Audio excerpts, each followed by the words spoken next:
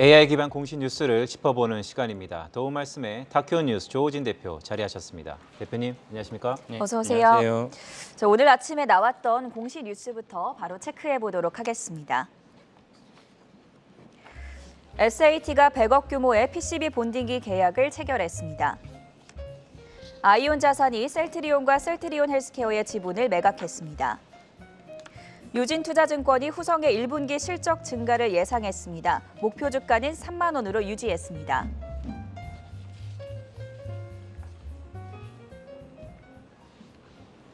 네, 대표님, 오늘 보니까 셀트리온 그룹의 삼형제 중 셀트리온 헬스케어 공시가 있네요. 어떤 내용이죠? 예, 아이온 투자그룹인데요. 아이온 투자그룹이라면 이제 낯선데 사실 테마색 싱가포르의 이제 테마색 홀딩스가 지분을 100% 보유하고 있는 자산운용사입니다. 그래서 오랫동안 셀트리온 그룹의 이제 든든한 버팀목으로 대주주로 이제 있었습니다. 이제 좀 더 이렇게 말씀드리면 서정진 회장이 이제 자금이 이제 부족해가지고 바이오 시밀러를 개발하는데 난항을 겪고 있을 때 기존의 주주를 통해서 이제 싱가포르에 이제 건너가서 투자 유치를 해옵니다. 그래서 이제 오늘의 셀트리온 그룹을 만드는데 중요한 분기점 허들을 넘게 됩니다. 그래서 오랫동안 이제 지분을 유지하고 있다가 최근 들어서 계속 지분을 블록딜로 매각을 하고 있습니다. 이제 당연히 오랫동안 지분을 유지하고 있었기 때문에 많은 이제 수익률을 거뒀고 그래서 이제 매각했다 보는데 그러나 당장 이제 기존 주주들 입장에서는 기분이 나쁘죠. 그래서 블록딜을 할 때마다 주가가 이제 좀 내려가는 것은 사실입니다. 이게 또 하나 이슈이고요. 두 번째 이슈는 무엇이냐면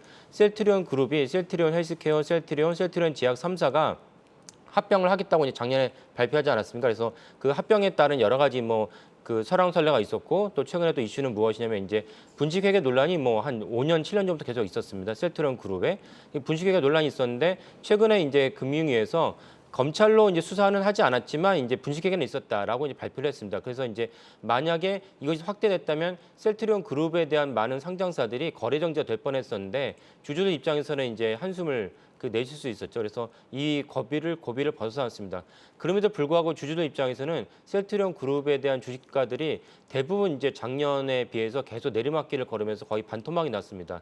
이 부분은 이제 해소할지가 중요하다고 보는데 얼마 전에 주총이 있었는데 주주들이 참석을 해서 셀트리온 경영진과 이제 수뇌부에다가 왜 주가가 내려가느냐 이에 대한 대비책을 만들어 달라라고 요구를 했습니다. 그래서 여러 가지 주가 부양책도 내놓긴 했는데 가장 근본적으로는 셀트리온의 본질이 결국 이제 바이오시밀러 제약에 있습니다. 그래서 이런 것들에 대해서 이제 해소할 수 있는 제품을 내는 것이 중요합니다.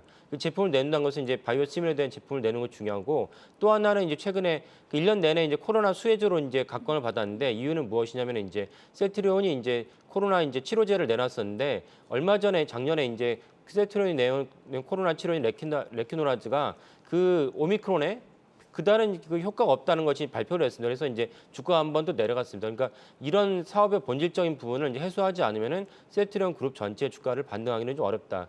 상장 3사가 합병을 해서 시총 50조가 만들지라도 그것이 주주들에게 큰 영향은 없을 것으로 보입니다. 그래서 셀트리온 그룹 입장에서는 아까 말씀드린 요소를 기업의 본질적인 요소를 회복하는 것이 중요하다고 볼 수 있겠습니다. 네, 대표님 말씀 주셨던 것처럼 사실 매각 이슈는 주주들에게는 참 달가운 이슈는 아닌데요. 그렇죠. 예. 에코프로비엠이 코스닥 1총 시총 1위를 내준 셀트리온 헬스케어, 코스닥 시장 전반적인 이 대장주의 입지를 다시 한번 캐치업할 수 있을지 어떻게 보고 계세요? 캐치업한다는 건 사실은 이제 원래 지금 1등을 올라서 에코프로 BM이 매출이나 주가가 이제 내려갈 것이냐도 전망이 되는데 에코프로 BM의 매출이나 주가는 내려갈 것 같지 않습니다. 왜냐하면 지금 현재로 2차 전지에 대해서 국내 시장이 아주 좋아하고 왜냐하면 반도체가 상대적으로 좀 횡보를 하고 있고 내리막길이 있기 때문에 대안으로도 이제 성장주 관점에서는 2차 전지가 이제 주목받고 있습니다. 그리고 2차 전지가 주목받는 것은 태평양 건너편의 테슬라, 그러니까 세계의 대장주죠.